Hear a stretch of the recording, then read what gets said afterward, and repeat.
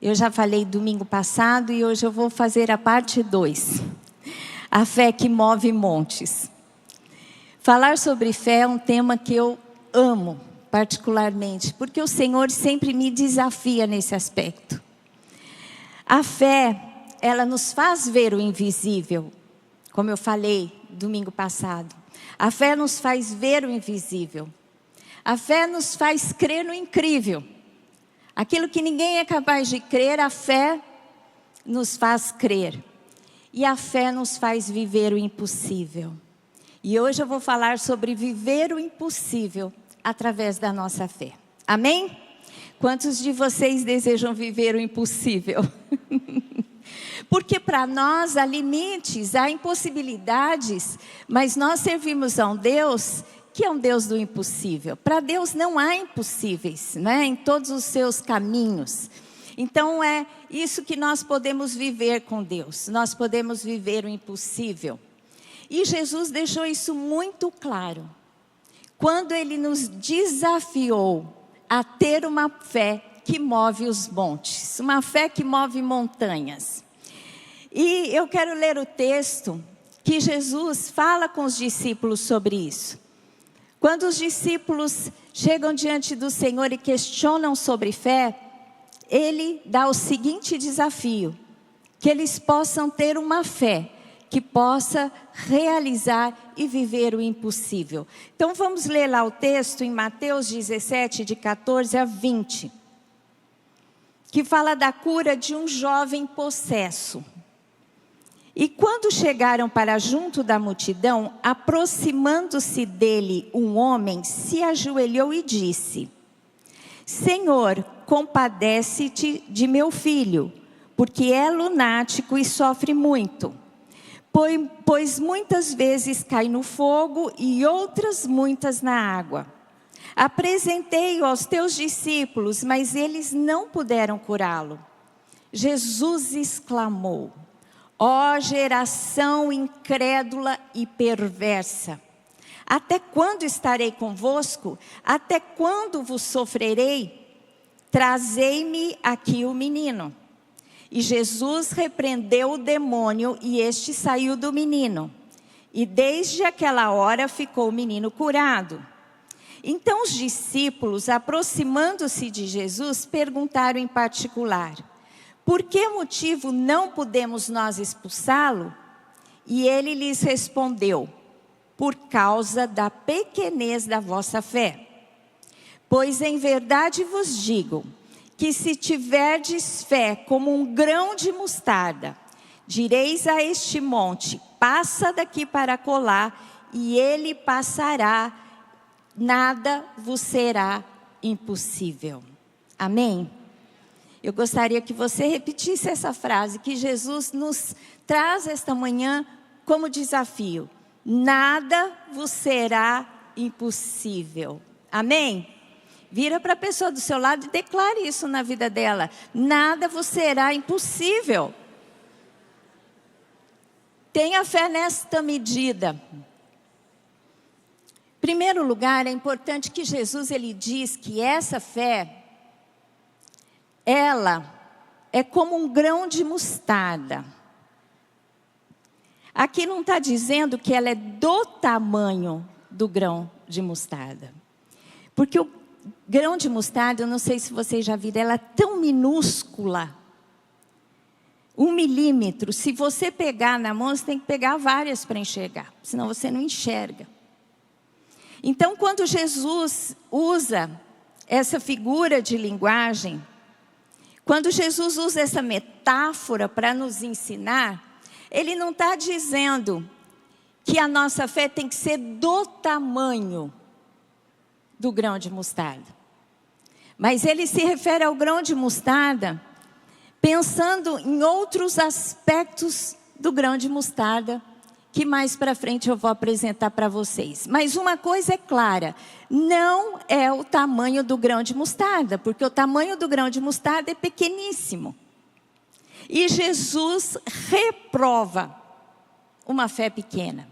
O que Jesus disse para os discípulos? Jesus exclamou: ó geração incrédula e perversa, Até quando estarei convosco? Até quando vos sofrerei? Jesus aqui ficou, se é possível dizer que Jesus tenha tido esse sentimento, ele ficou desanimado. Ele falou: até quando eu vou ter que viver no meio de tanta incredulidade? Ele não aprovou a incredulidade. Então, quando Jesus, ele deseja que nós tenhamos uma fé ampliada, ele nos dá algumas lições. E quando lá no livro de Mateus, no Evangelho de Mateus, eu me baseei nesse Evangelho toda a minha palavra.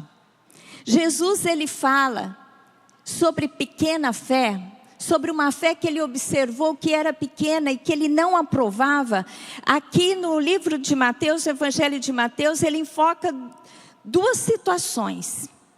Primeiro, quando ele viu uma pequena fé na vida dos seus discípulos, dos seus seguidores, no que concerne a provisão.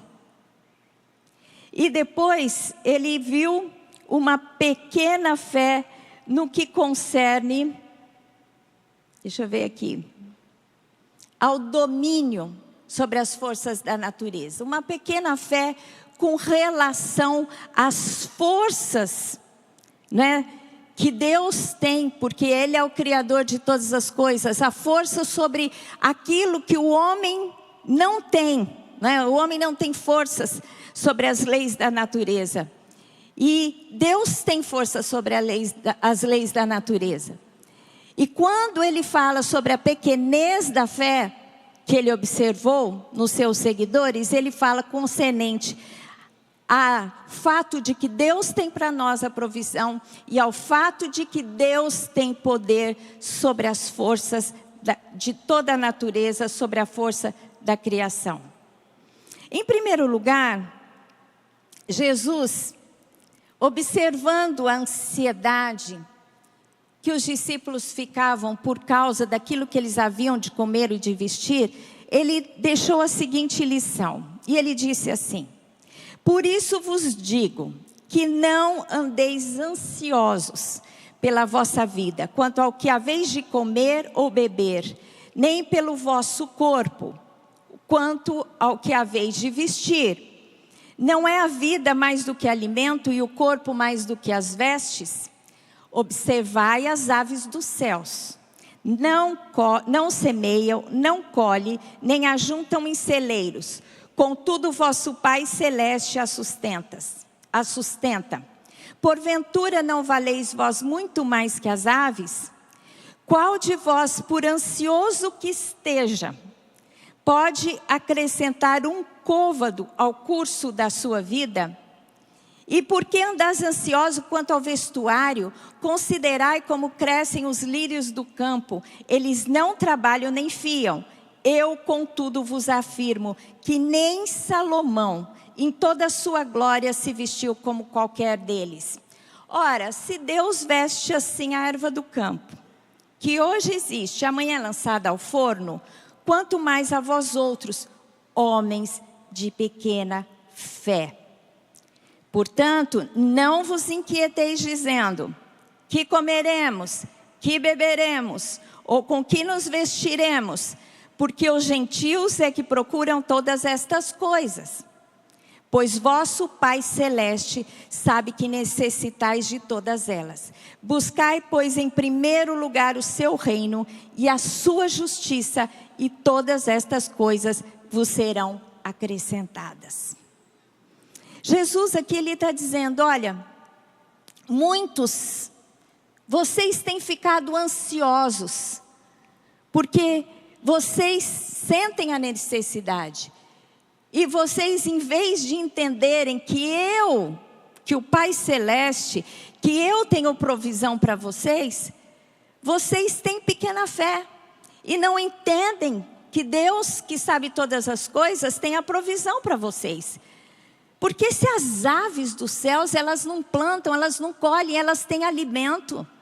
Se as flores também não fazem nada e são belíssimas, e a sua beleza não se compara nem às vestes reais de Salomão, se Deus faz assim, as aves, e as ervas, né? As flores que vão ser secas e vão ser jogadas no forno, muito mais a vocês. Jesus, Ele pagou um alto preço por nós. Deus deu a Jesus por nós. E através de Jesus, Deus nos dá toda a provisão de que necessitamos. Não é? A palavra de Deus em Romanos diz: se o Senhor nos deu a Cristo Jesus, não nos dará com Ele todas as coisas? A gente tem que crer que o nosso Deus é o Deus da provisão. Jeová Jiré, você serve a um Deus que é o Deus da provisão. Amém? Creia nisso. Deus tem provisão para a sua vida, não ande ansioso. E é incrível que é difícil não andar ansioso quando as coisas nos faltam.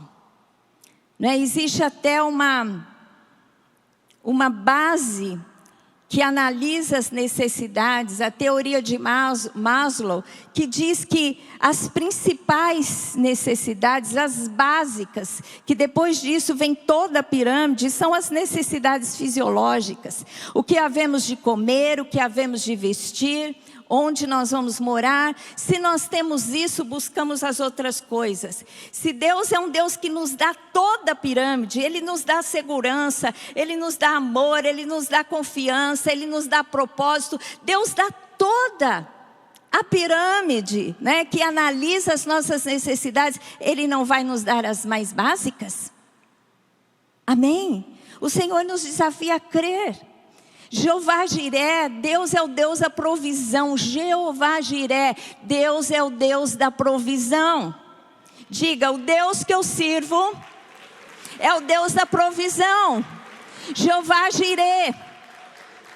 Deus se revelou como Jeová Jiré quando Ele pediu que Abraão subisse ao monte e sacrificasse o seu filho Isaque, o filho da promessa. Um dia Deus disse para Abraão: Abraão, eu quero teu filho, então apresente o seu filho em sacrifício. E Abraão estava disposto a isso. E ele subiu a montanha e chegou no cume e ia sacrificar Isaque. A hora que ele vai sacrificar Isaque, Deus chama Abraão, e Abraão para com o cutelo acima, pronto para matar o seu filho. E naquele momento ele vê que num arbusto tem um cordeiro que estava enrolado pelos seus chifres e amarrado ali. E ali ele pega o cordeiro e sacrifica. E Deus se apresenta a ele dizendo: eu sou Jeová Jiré. Porque Ele providenciou o sacrifício necessário para que Abraão não precisasse sacrificar a Isaque. E isso prefigurava que um dia o cordeiro se sacrificaria para que nós não fôssemos sacrificados.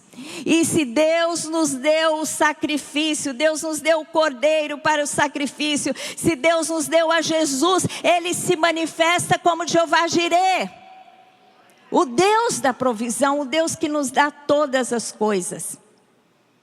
Então nós temos que crer que Deus é aquele que nos provê. O Tim Keller, ele tem uma frase que diz, em outras palavras, aquilo que Deus fala em Romanos.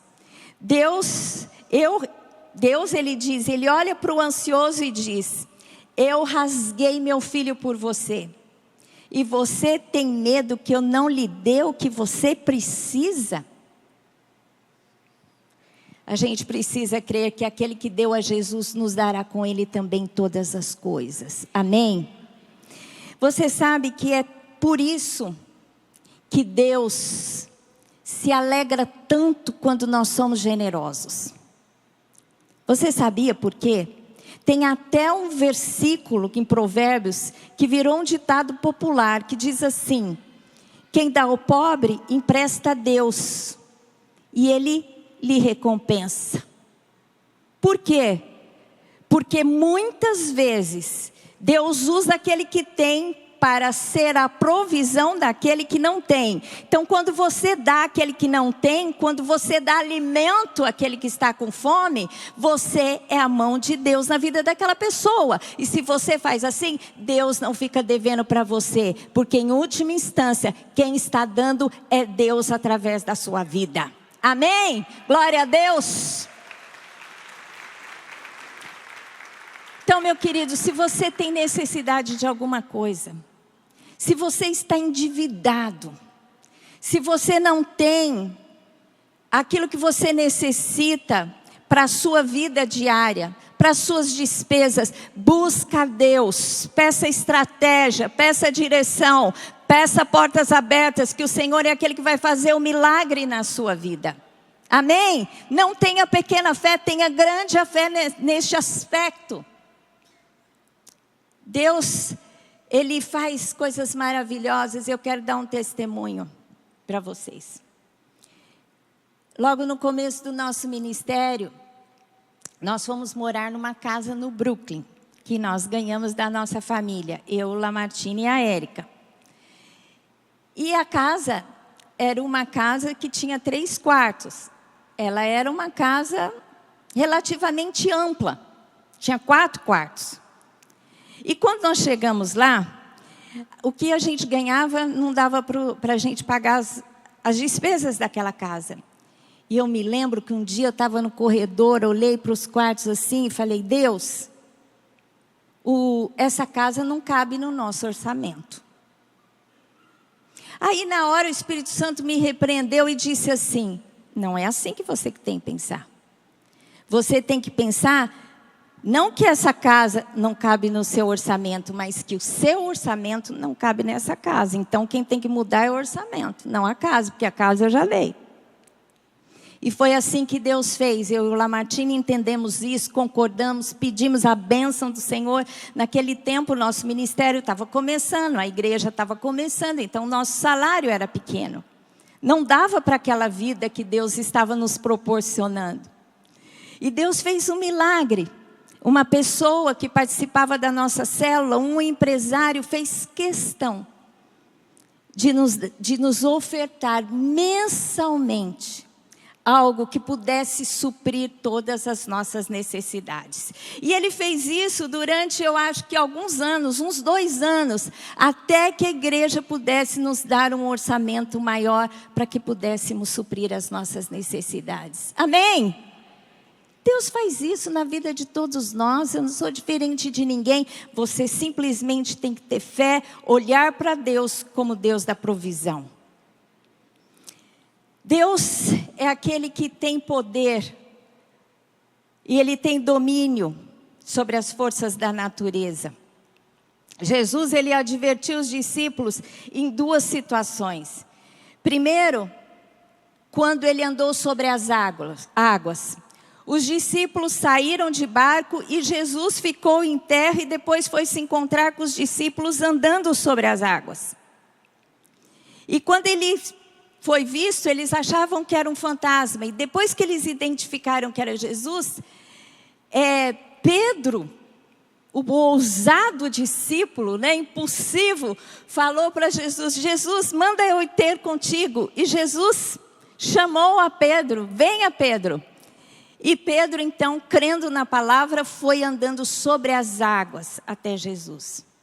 E a palavra de Deus relata que teve um momento que ele olhou e viu e sentiu o vento.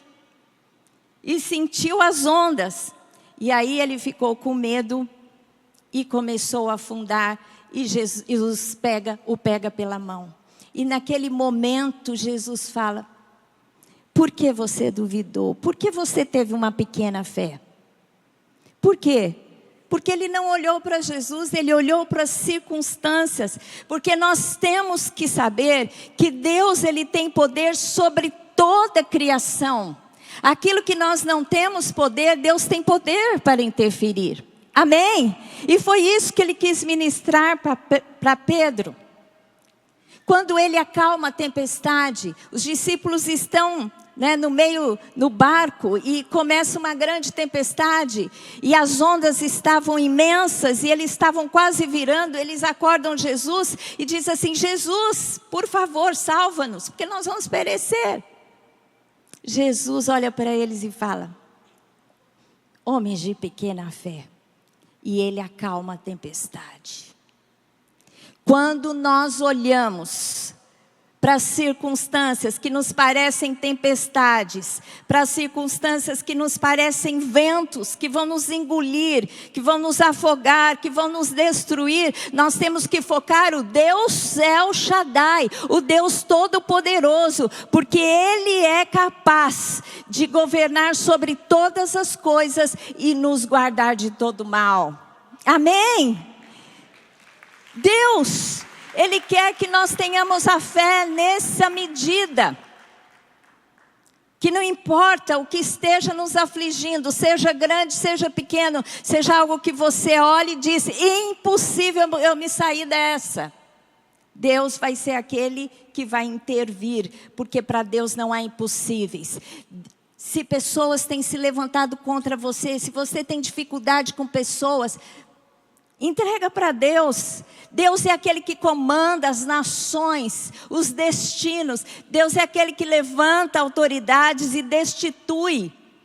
A palavra de Deus diz que o coração do rei está nas mãos do Senhor e Ele inclina para onde quer. Então não há motivos para não crer no Deus que opera milagres. E Jesus repreendeu aquela pequena fé.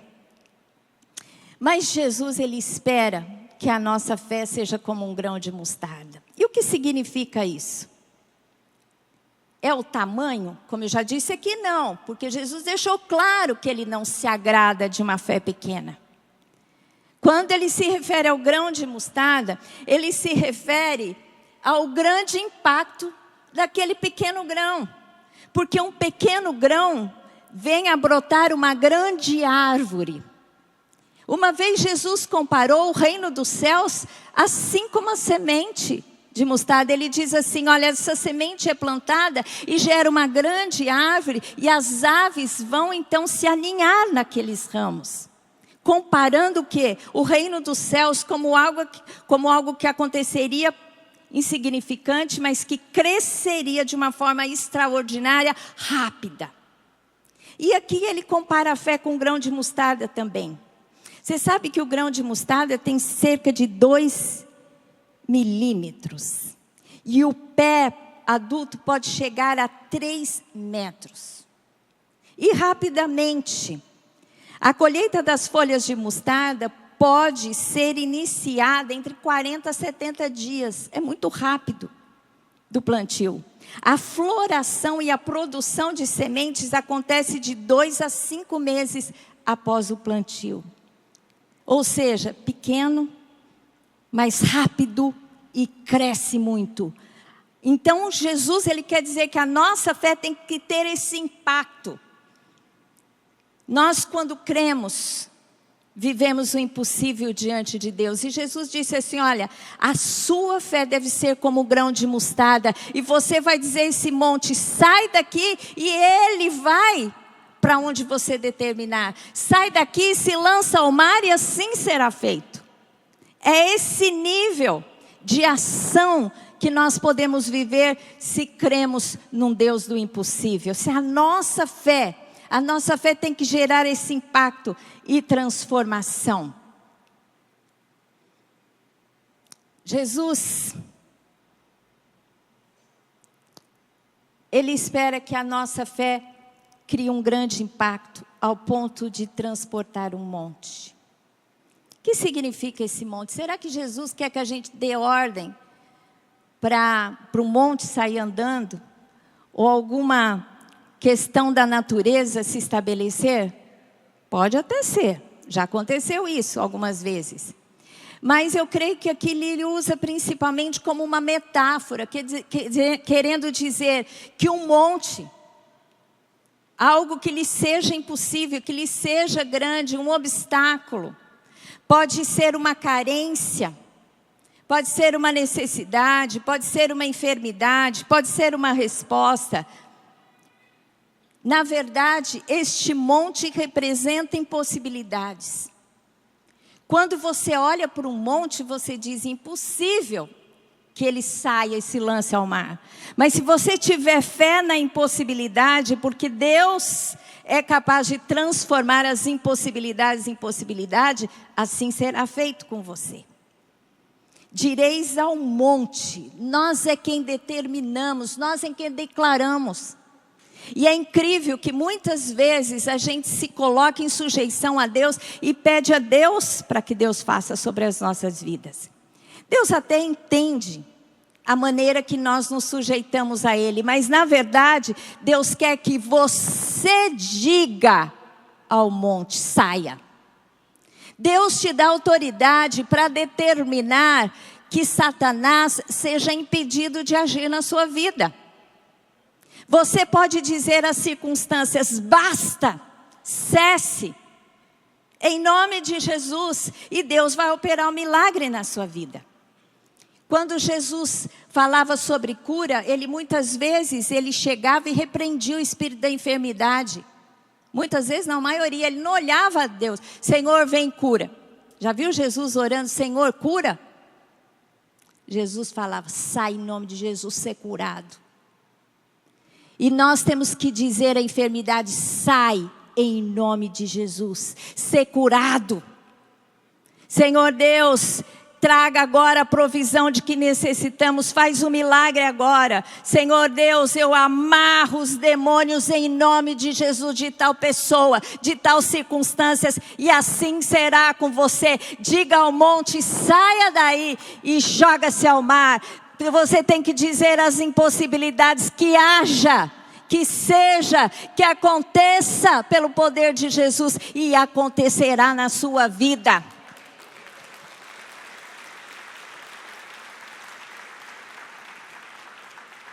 Nós temos que crer no Jeová Jirê. Nós temos que crer no El Shaddai, o Deus Todo-Poderoso.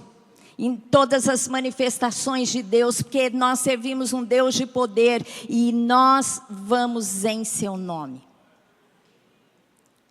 Jesus, ele deixou claramente, ele diz assim, olha, Jesus aproximando-se lhe falou. Jesus aproximando-se falou, lhes dizendo, toda autoridade me foi dada no céu e na terra. Jesus disse, Deus me deu toda autoridade no céu e na terra, portanto, ide em meu nome, em toda autoridade no céu e na terra. É por isso que Deus diz que Ele deu à igreja as chaves do reino.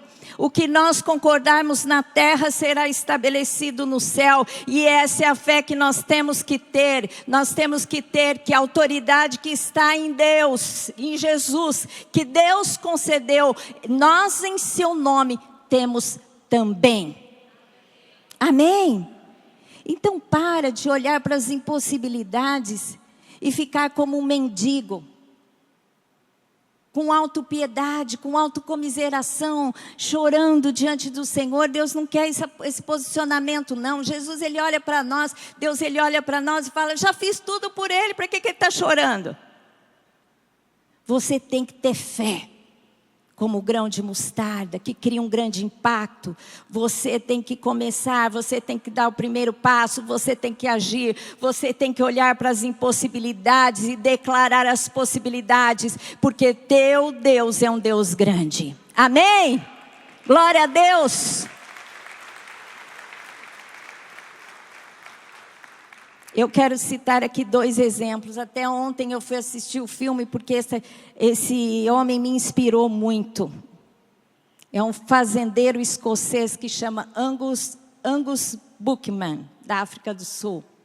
Não sei se vocês já assistiram o filme O Fazendeiro de Deus. Quem já assistiu? Se você não assistiu, você pode procurar na Apple TV, em outros lugares tem para assistir. Chama O Fazendeiro de Deus. Um homem que se converte, um escocês. Ele era muito bravo, ele tinha uma fazenda na África do Sul.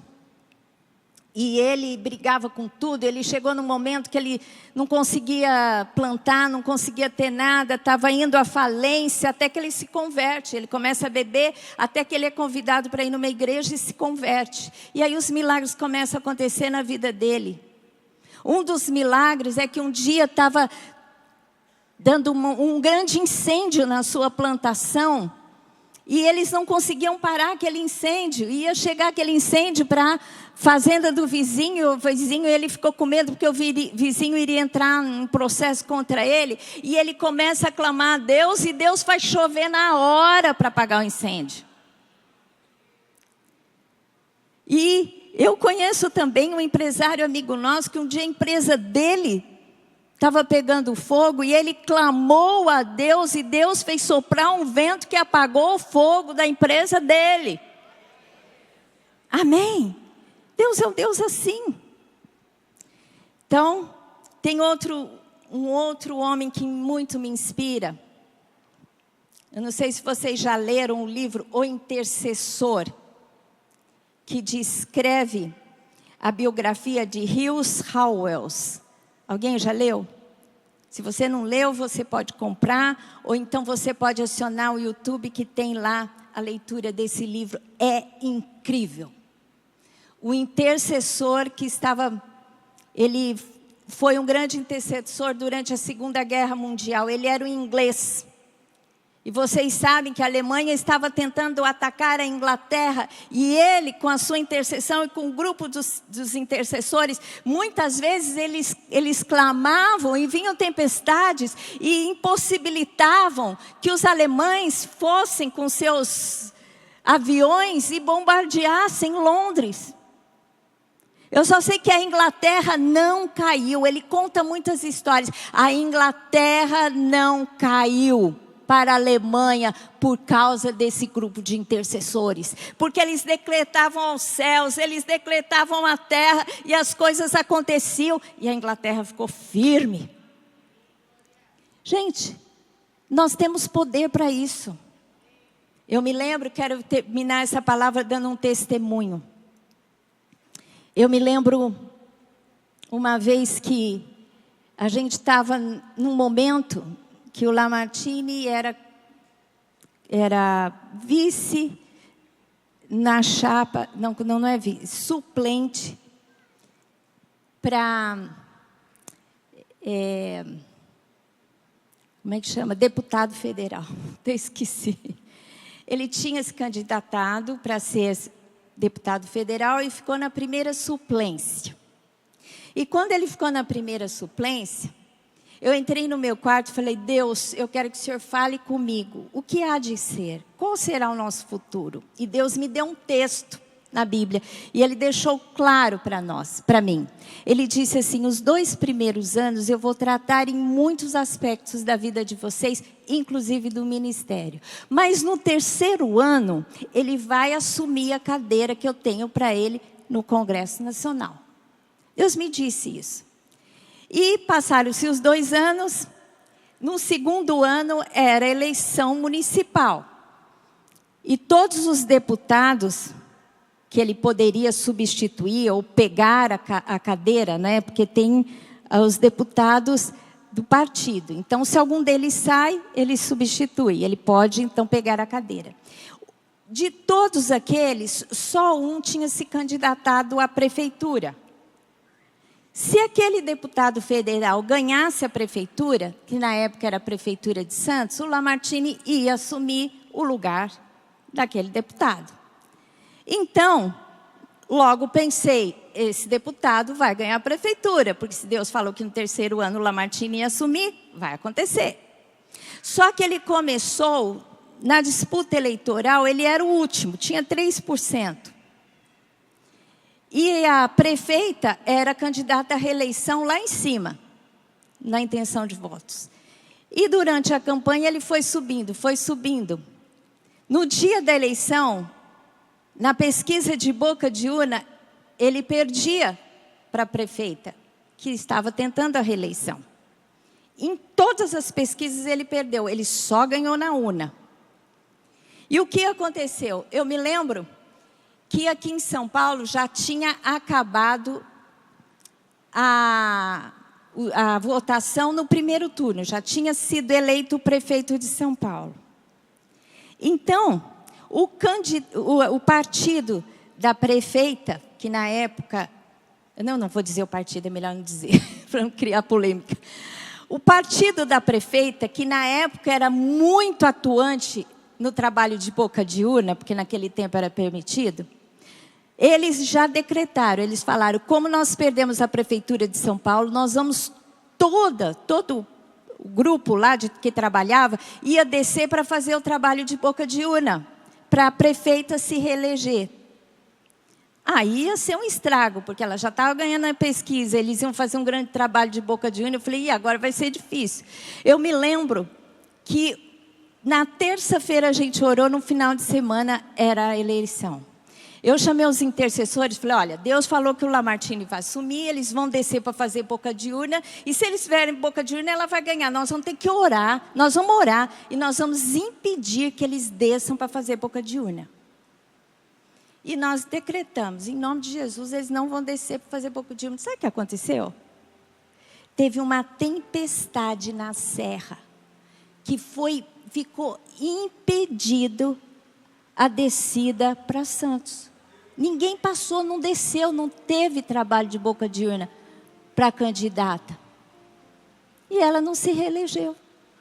E o candidato que tinha que ganhar para o Lamartine assumir, ganhou.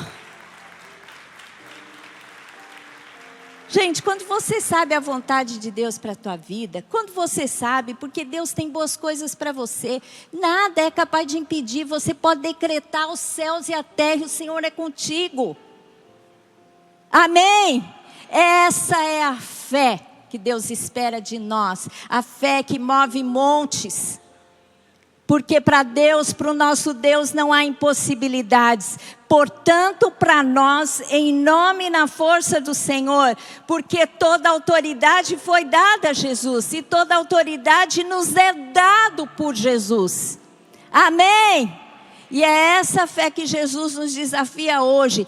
Para de ter uma vida com escassez, com pobreza, não aceite roubo do diabo na sua vida. Muitas vezes Deus permite que passemos por circunstâncias adversas e Ele nos sustenta, mas não pode ser uma constante na nossa vida. O que Deus tem preparado para nós é vitória, porque a palavra de Deus diz que somos mais do que vencedores. Ou seja, o mundo tem uma vitória natural, mas nós somos mais do que vencedores. A nossa vitória é no sobrenatural, é a vitória sobre as impossibilidades. Amém? Se você tem, pode aplaudir ao Senhor. Se você está olhando para alguma impossibilidade na sua vida, às vezes uma enfermidade, às vezes uma necessidade, hoje você vai declarar para o Senhor: Senhor, eu creio que o Senhor tudo pode e que o Senhor fará na minha vida. Amém? Glória a Deus.